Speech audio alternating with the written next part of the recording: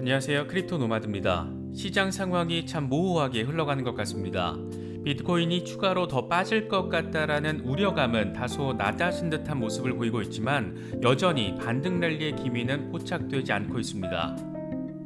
비트코인은 여전히 5만 달러를 간당간당 유지하는 모습을 보이면서 연말 랠리가 있기는 한 건지 연내 10만 달러는 결국 헛된 희망이었는지 투자자들의 자조 섞인 목소리들도 여기저기서 쉽게 확인할 수 있는 그런 상황입니다.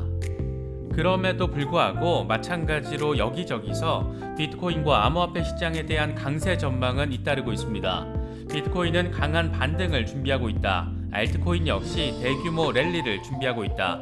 비트코인과 이더리움이 내년 암호화폐 강세장을 선도할 것이다. 거품이 낀 것은 암호화폐 시장이 아니라 미국 채권이다. 그동안 비트코인에 대한 강세 전망을 피력했던 여러 분석가들이 이 같은 전망들을 한꺼번에 쏟아내고 있는 그런 상황이기도 합니다. 암호화폐 시장이 빌빌거리는 가운데 뉴욕 증시는 모처럼 강한 반등을 보이면서 의미 있는 상승세를 확인했습니다. 다른 게 아니라 오미크론에 대한 우려를 완화시키는 시그널이 나오면서 시장의 호재로 작용했습니다. 최근 암호화폐와 주식시장의 상관관계가 높아졌다는 점에서 이제 곧 암호화폐 시장도 출발하는 것 아니냐 이런 말들도 나오고 있습니다. 연말 랠리가 기대하는 것만큼 아직 벌어지지 않았다고 이 시장 자체를 부인할 필요는 전혀 없을 것 같습니다.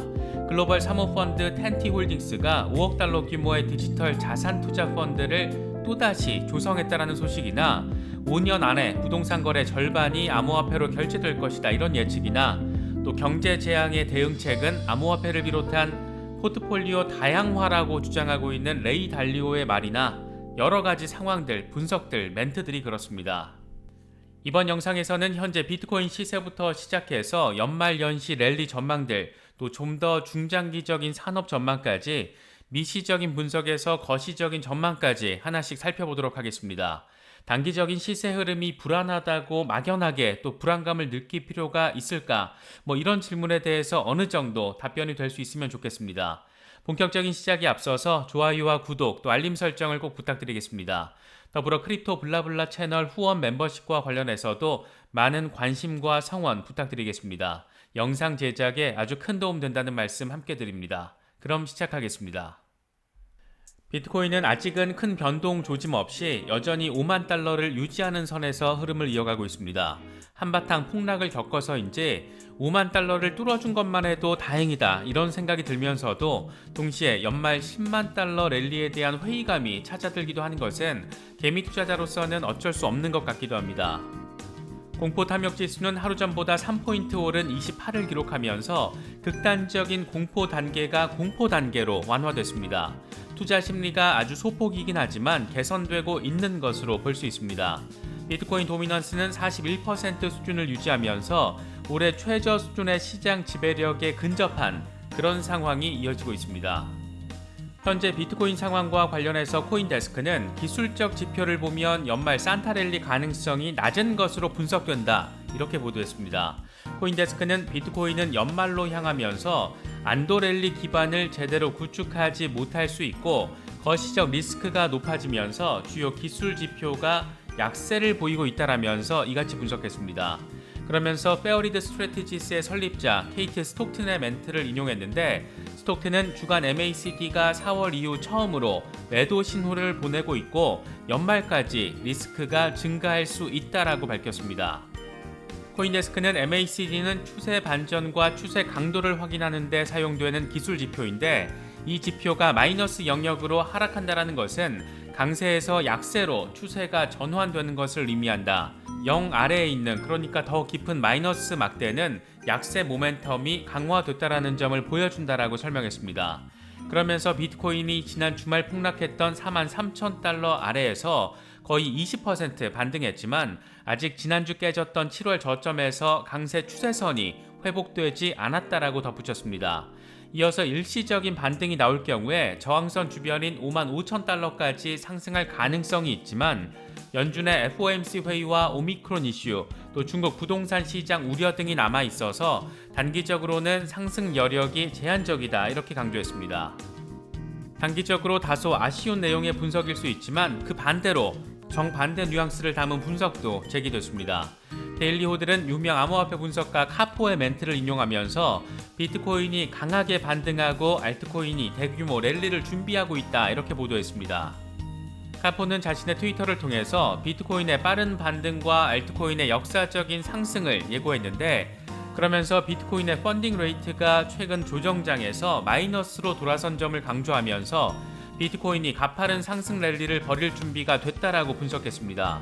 이어서 마이너스 펀딩 레이트는 투자자들이 비트코인의 추가적인 조정을 예상해서 비트코인 선물을 과도하게 매도하는 것으로 시장의 약세 심리를 반영한다라고 설명했습니다.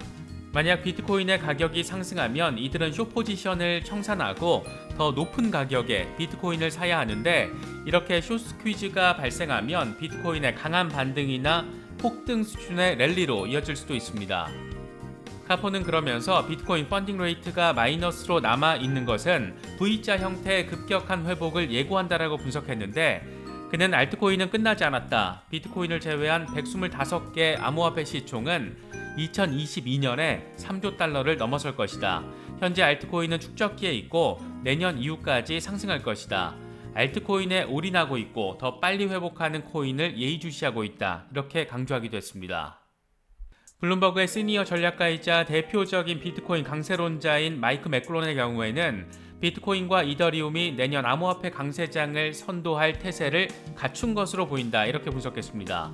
맥클론은 블룸버그가 발행하는 글로벌 암호화폐 전망 12월호에서 다른 자산들과 비교했을 때 상대적으로 좋은 암호화폐 성적을 감안하면 많은 자금 운용사들이 암호화폐 시장에 들어와야 하는 상황이 생길 수 있다라고 밝혔습니다. 그러면서 과거 성적이 미래 결과를 의미하지는 않는다. 하지만 새로운 자산 클래스가 기존의 자산들보다 더 좋은 성적을 거두면 반대론자들로서는 새로운 자산 클래스에 합류하는 것 말고는 선택지가 없다.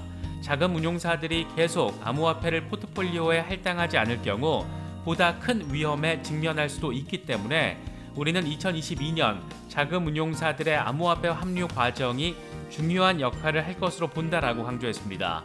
그러면서 비트코인이 여러 경제권과 시장에서 빠르게 수용되고 있는 상황을 발판으로 내년에는 10만 달러 벽을 깨기 위한 스케줄에 맞춰 나가는 것처럼 보인다. 디지털 자산 시장은 비트코인과 이더리움, 스테이블 코인에 주도되고 있다. 이렇게 설명했습니다. 그러니까 간단히 정리하면 2022년에 기관 자금이 더 본격적으로 유입이 될 가능성이 높기 때문에 이를 통해서 비트코인과 이더리움을 중심으로 한 암호화폐 시장의 강세 랠리가 이어질 수 있을 것이다. 이 같은 전망으로 정리할 수 있을 것 같습니다. 암호화폐 자산운용사 비트와이즈의 CIO 매트 후건 역시 비트코인 10만 달러 돌파는 올해가 아닌 내년에 이루어질 것으로 내다봤습니다. 그는 최근 대규모 폭락을 경험한 비트코인이 올해 남은 3주 동안 10만 달러까지 올라가지는 못할 것이다. 10만 달러 목표는 2022년에 가능할 수 있다라고 전망했습니다. 그러면서 2022년 암호화폐 랠리는 기관들의 뒷받침을 통해서 가능할 수 있을 것이다 라면서 이더리움과 솔라나, 폴리곤의 폭발과 함께 사람들은 디파이와 NFT, 메타버스 등의 비트코인 이상의 것이 있다라는 것을 깨닫기 시작했다. 이렇게 덧붙였습니다. 비트코인 강세론자 가운데 한 명인 판테라 캐피탈의 CEO 댄 모어헤드의 경우에는 채권 시장은 연준이 만들어낸 거품이고 투자자들은 채권 대신 디지털 자산을 매입해야 한다. 이렇게 주장을 내놨습니다. 그는 연준이 채권 시장 조작을 중단하면 당연히 채권 투자자들이 큰 피해를 입게 될 것이다. 비트코인과 다른 암호화폐 자산이 채권 시장에 거품이 터지기 시작할 때 해지 수단이 될 수 있을 것이다. 이렇게 밝혔습니다. 그러면서 각국 정부는 비트코인에 대한 집착을 중단하고 내부를 들여봐야 한다.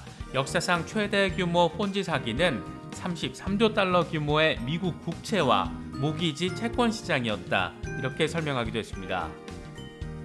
요즘 암호화폐 시장과 주식 시장의 동조화 현상에 대해서 여러 분석들이 나오고 있는 가운데 퀀텀 이코노믹스 CEO 마티 그린스펀은 암호화폐는 중앙은행이 주도하는 시장에 대한 대안으로 제시됐다.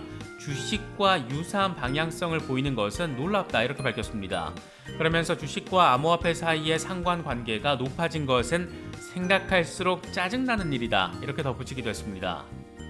데일리 FX의 분석가 니콜라스 컬리의 경우에는 가격 변동성이 높고 위험도가 상대적으로 높은 나스닥과 같은 주식시장과 암호화폐 사이의 상관관계가 있다. 몇 년 전까지만 해도 관계성이 이렇게 강하지는 않았다라고 밝히기도 했습니다. 암호화폐 시장과 주식 시장이 동조화된 것은 시장 참여자가 늘었기 때문으로도 분석되는데, 그레이스케일의 설문조사 결과를 보면 미국 투자자들의 26%, 그러니까 투자자의 4분의 1은 암호화폐에도 투자하고 있는 것으로 나타나기도 했습니다. 주식과 암호화폐 모두에 참여하고 있는 투자자들이 증가하면서 투자 심리 측면에서도 역시 관련성이 높아진 것으로 볼 수 있을 것 같습니다. 미국 주식과 암호화폐 시장의 상관성이 높아진 최근의 추세가 이렇게 확인된 가운데 뉴욕 증시는 모처럼 급반등하면서 마감했습니다. 오미크론 변이가 우려만큼 그렇게 대단하지 않은 것으로 보인다라는 앤소니 파우치 미국 감염병 연구소장의 멘트가 나온 게 나름의 호재로 크게 작용했습니다. 뉴욕 증시 반등이 암호화폐 시장 반등에 후행성 영향을 미칠지도 상당히 주목되고 있는데, 관련해서는 크립토 로미가 정리했습니다. 미국 백악관의 최고 의료 고문이자 국립 알레르기 감염병 연구소장인 앤서니 파우치가 연일 세계 증시를 끌어올리는데 한몫을 하고 있습니다. 파우치 소장은 오미크론이 확실히 델타보다 덜 심각하다라고 발언하면서 세계 증시를 끌어올렸습니다. 하루 전에도 오미크론이 심각한 수준은 아닌 것으로 보인다라고 밝혀서 세계 자본시장의 랠리가 이어지기도 했습니다. 파우치 소장은 오미크론에 대해 알려지지 않은 의문은 전염성과 면역 회피성, 중증 여부다. 오미크론은 전염성이 매우 높아서 현재 지배종인 델타를 앞지를 것으로 분석했습니다. 하지만 오미크론의 중증 여부에 대해서는 현재로서는 오미크론이 델타보다 더 심각할 가능성이 낮은 것은 거의 확실하다라고 평가했습니다. 파우치 소장의 이 같은 발언이 나오면서 세계 증시는 일제히 급등했습니다. 미국 증시는 나스닥이 3% 이상 급등한 것을 포함해 뉴욕 증시 3대 지수는 일제히 랠리를 벌였습니다. 유럽 증시 역시 급등 마감했습니다. 독일 닥스는 2.82% 급등했고 영국 FTSE는 1.49% 상승했습니다. 프랑스 카그 역시 2.91% 급등 마감했습니다. 미국 증시 랠리 과정에서 가장 눈에 띄었던 것 가운데 하나는 대장주 애플이 3.5% 이상 급등하면서 사상 최고치를 경신한 것입니다. 애플은 $170를 뚫어내면서 사상 최고치를 기록했습니다. 이에 따라 애플의 시가총액은 2조 8,080억 달러로 늘었고 사상 최초로 3조 달러 돌파 가능성도 높아진 상황입니다. 애플의 주가가 이렇게 랠리를 벌인 것은 모건 스탠리가 애플의 목표 주가를 $200로 높인 것이 큰 영향을 미쳤다는 분석입니다. 기존 $164에서 $200로 상향 조정한 것입니다. 모건 스탠리는 금리 인상이 임박하면서 투자자들이 안전한 투자처로 여겨지는 고품질 기업을 찾고 있고 애플의 공급망 문제가 다음 분기에는 완화될 것으로 보인다라면서 목표가를 상향했다고 밝혔습니다. 과연 애플이 시총 3조 달러 기업이 될 수 있을지 관심이 집중되고 있습니다. 지금까지 크립토로미 대신 글로벌 이슈를 정리한 크립토 리플리였습니다. 이런 가운데 세계 최대 헤지펀드 브리지워터 어소시에이츠의 레이 달리오는 향후 새로운 경제 재앙이 닥칠 것이라고 전망하면서 이에 대한 대응책으로는 암호화폐 등 포트폴리오 다양화를 제시했습니다. 그는 지난 500년 동안의 역사적인 패턴을 고려할 때 미래의 재앙은 불가피하다.